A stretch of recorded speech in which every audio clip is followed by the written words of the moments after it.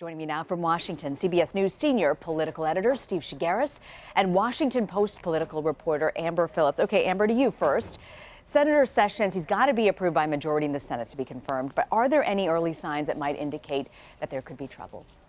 Well, let me first say that senators often tend to give deference to their fellow colleagues when they come up for jobs like this.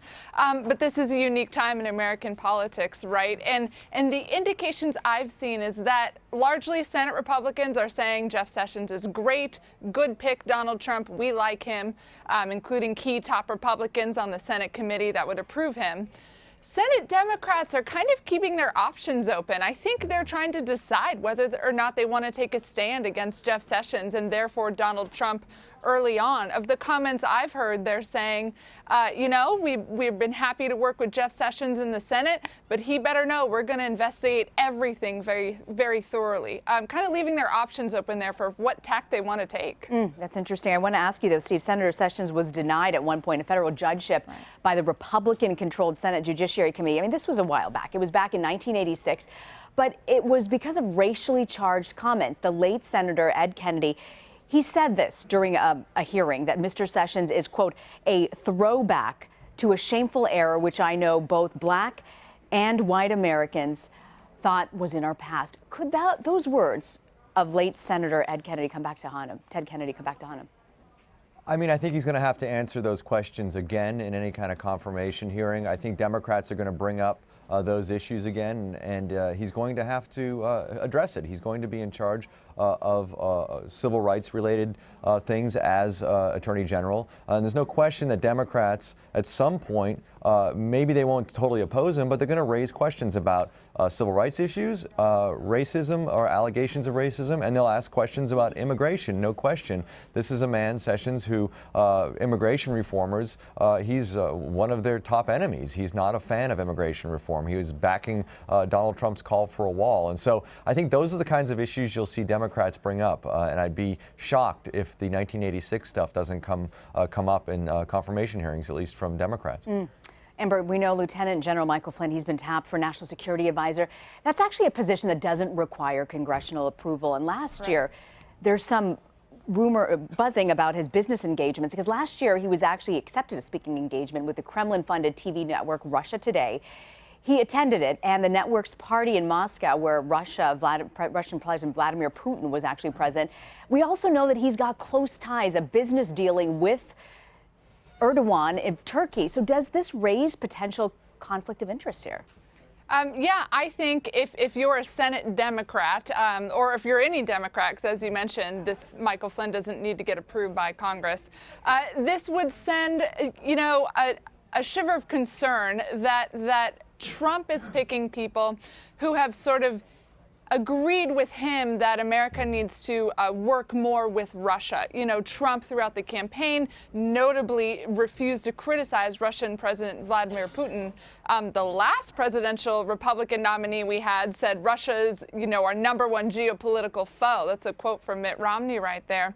And so I think that Flynn has these ties, whether they're directly connected or not, but some kind of ties to Russia and some people that American foreign policy hawks here, like I'd include Senator John McCain in that, find people that to be reprehensible, that America shouldn't be working with, raises questions about him. But as you said, there's not a lot Congress can do right now about him. I think we'll have to let that play out, let him get into his job and see how he handles those potential conflicts of interest. Steve, Flynn has also received fierce criticism for calling Islam, quote, a political ideology that hides behind a religion.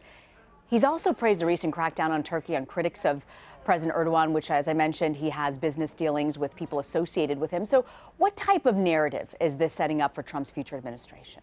Well, I think what we're seeing with all three of these picks is you have three people who are agreeing with Donald Trump on the idea of taking a hard line against ISIS and Islamic terrorism, as they like to call it, a radical Islamic terrorism, as they call it. And so Flynn really is a person, again, as we mentioned, does not need Senate confirmation, and he'll be in Trump's inner circle dealing with these issues about how to deal with terrorism. And so it's sending the message that they feel that the Obama administration, to use Donald Trump's word, has been weak on this, and they are going to take a much more aggressive view and stance on how to deal with terrorism.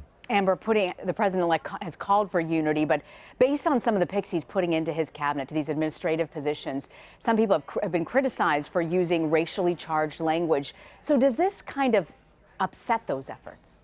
Right. I think this all has to be viewed under the umbrella of Steve Bannon. That is, of course, will be Trump's top aide in the White House, one of his top aides, the former head of Breitbart News, which critics say has become a forum for white nationalism. With Trump announcing Bannon as one of his most inner circle guys, we saw Democrats last week and civil rights groups basically demand Trump to denounce this guy, get rid of him before we will be able to work with you.